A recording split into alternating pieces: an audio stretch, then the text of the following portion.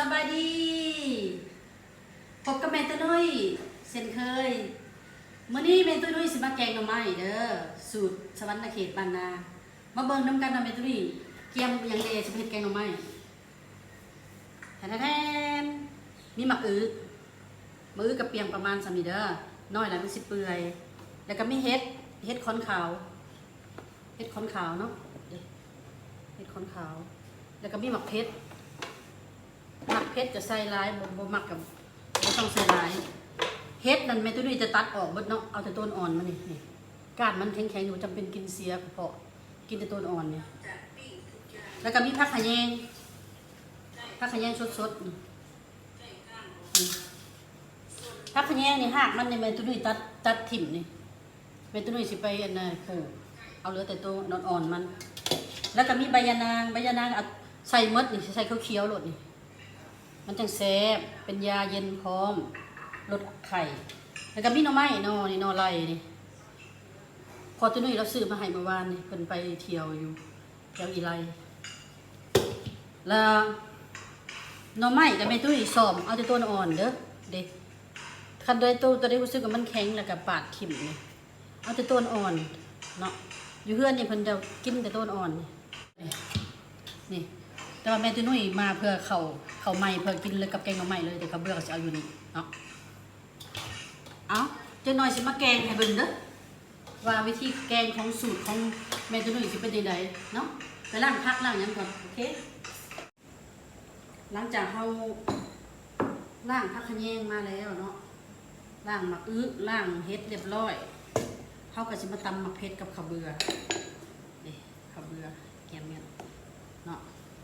จะตำข้าวเบื่อก่อนตำข้าวเบื่อแล้วเดี๋ยวตำเผ็ดเดี๋ยวจะมาแกงแบบนี้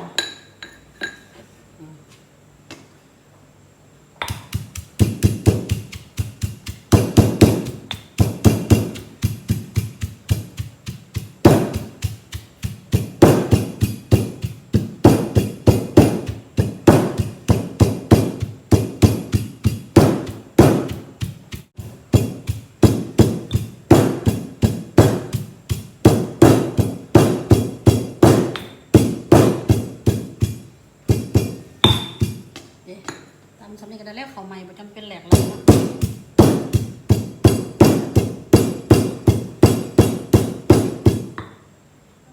จะนายเมตุดุยสิเอาถั่วมาตักเลยมีแต่เบิ่งเครื่องเบิ่งประเภทแล้วเนาะ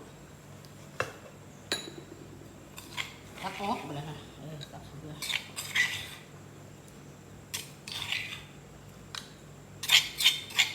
ผู้ใดอยากตำแหลกกับตำสูตรไทยสูตรมันเนาะจะสูตรข่อยเอาประมาณนี้เขาไหม้มันเปื่อยไว้เพราะว่าสูตรข่อยเจ้าไปเห็ดเจ้าบ่แกงเหนียวหลายแกงพอดีสดกินแซ่บนะเนาะแล้วตำข้าวเบื่อแล้วก็มาตำมะเขือเนี่ยตำมะเขือ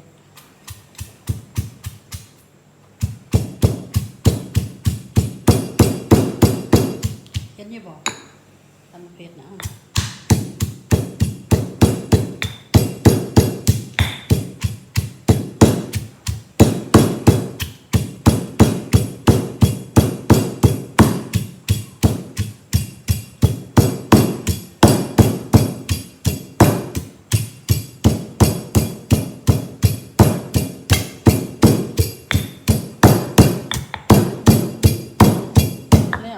บ่ตำแหลกไรจะบ่แซ่บมะเขือนะตำมะเขือกันแล้วมะเขือนี่ก็ผู้ใดมะเขือก็ใส่หลายผู้ใดบ่มะเขือก็ใส่น้อยๆตามหมักบ่ว่ากันสูตรไทยสูตรมันเนาะ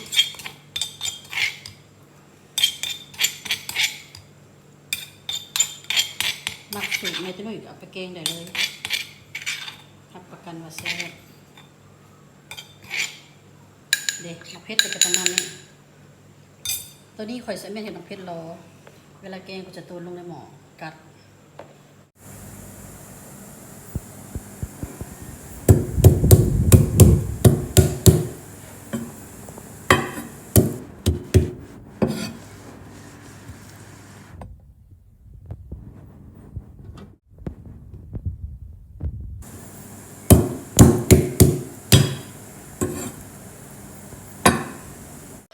วันนี้เขาสิมาปั่นยานางเนาะขั้นตอนปั่นยานางเด้อเอาน้ำใส่น้อยนึงแล้วก็เอาใบยานางใส่ละเขาก็เริ่มปั่นกันเลยปั่นเอามันจังเขียวปั่นกับบดนดอก3-4 รอบกับเอากับมาตองเนาะปั่นยานางแล้วซ้ำมาแล้วนี่อันเห็ด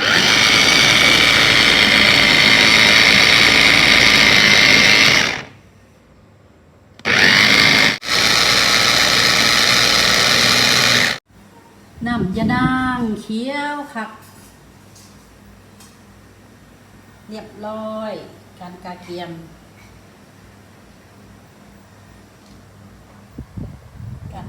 เรียบร้อยมาแกงกันเลยแกงหน่อไม้มาแกงหน่อไม้กันเลยนี่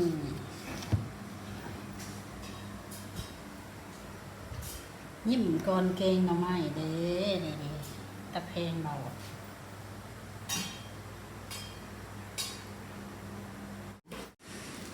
สำหรับเครื่องปรุงแกงหน่อไม้จะมีเกลือ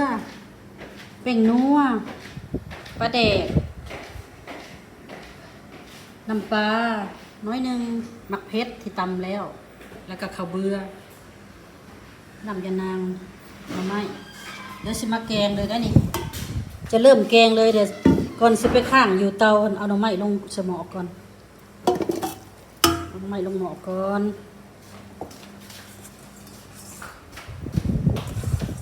เอาหน่อไม้ลงก่อนเนาะเอาหน่อไม้ลงแล้วเขาก็ถอกน้ำยานางลงแบบนี้ถอกน้ำยานางลงถอกน้ำยานางลงสะก่อนขุ่นขนาดเลยตุ้ยๆนะเอาน้ำยานางลงเลยจ้ะเอาเฮ็ดลงเพราะว่าเฮ็ดนี่มันสินานสุกเนาะค่อยจะไปต้มน้ำไหม้ใส่กับยานางกับเฮ็ดก่อนเดี๋ยวจะเกินผสมสุกอื่นใส่น้ำลังเอาเฮ็ดลงก่อน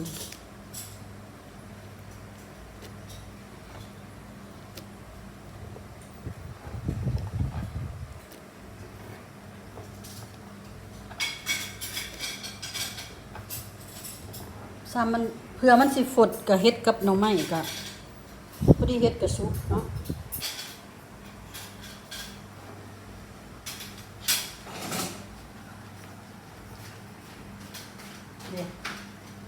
เราจะเป็นต้มยานางใส่กับเฮ็ดก่อนกับหน่อไม้ก่อนเลยปัดนี้สิย่ายไปเตาเลยได้ป่ะนี่ไปแกงได้ป่ะนี่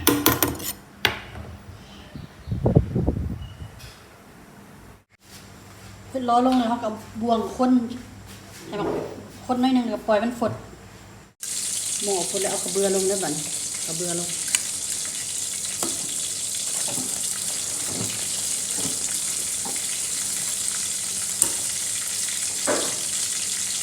ลงเราจะเอามาอึลงทั้งข้างกับจีนปลาไปพร้อมยินเสียงปลาจะตรวจเป็นแกงทำไมกับจีนปลาหนึ่งข้าวเหนียวใหม่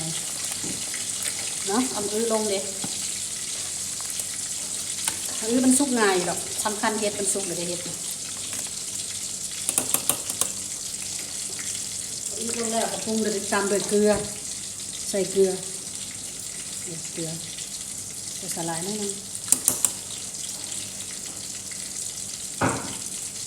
เกลือแล้วเราก็จะมาใส่หมักเพชรแต่พอจะใส่ครึ่งนึงเบิ่งก่อนเพราะว่ายันพอกินบ่ได้มันสิเผ็ดถ้าบ่เผ็ดเอาตื่นมันหลังได้เนาะเผ็ดด้วยนึงมันจังแซ่บนี่ใส่ครึ่งนึงก่อนหมักเพชรลงไป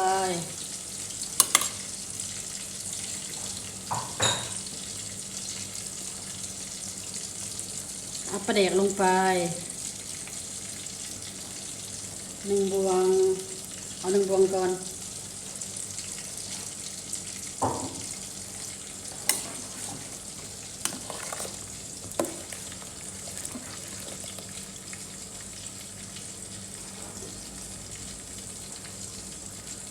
ตามด้วยน้ำปลาน้อยนึง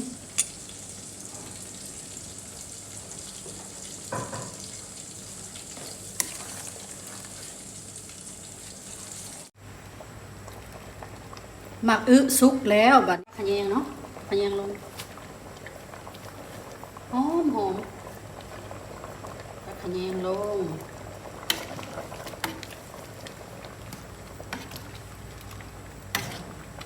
แล้วละเด็กแกงหน่อไม้เม็ดตุ้ย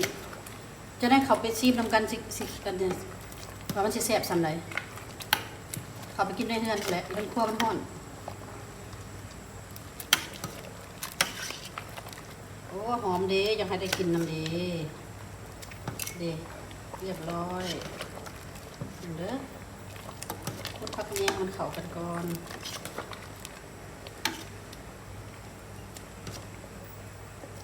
แล้วดิแล้วสำเร็จแล้วสุดท้ายก็ใส่แป้งนัวเนาะมันบวงกาแฟหนึ่งก็ยังบ่ฮอดซ้ำใส่แป้งนัวแล้วว่าผู้ใดบ่มักก็ใส่กะปิหรือว่าใส่คาโน่ก็ได้สูตรไทยกับสูตรมันเนาะข่อยมักแนวนี้อ้าวไปกินน้ำกันเลย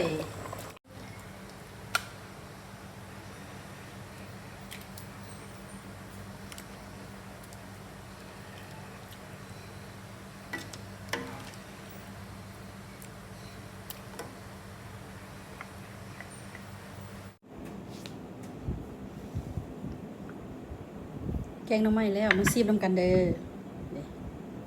ซีมแกงหน่อไม้ซีมแกงหน่อไม้น้ำกันแกงมาแล้วซีมเบิ่งรสชาติจะเป็นยังไงอยู่เฮือนครัวฮ้อนหลายนะตักคำว่าซีมอยู่ในจนได้สิหาผ้าขาวซีมเบิ่ง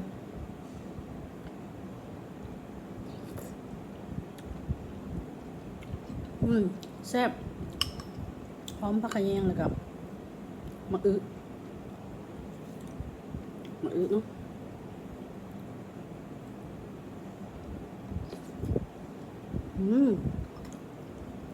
มะอึกับหวานมันหน่อไม้กับแซ่บหน่อไม้น้อยเฮ็ดพร้อมเฮ็ดกับหน่อไม้